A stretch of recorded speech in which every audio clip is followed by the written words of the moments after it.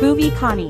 வானவில் என்ன சொல்ல வந்ததென்று மேகமே உனக்கென்ன தெரியாதா? அல்லிப்பூ மலர்ந்தது ஏன் என்று வெண்ணிலவே உனக்கென்ன தெரியாதா?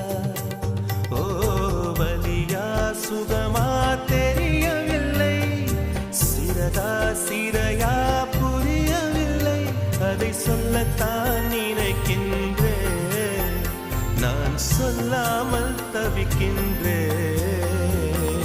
செம்பருத்தி பூவே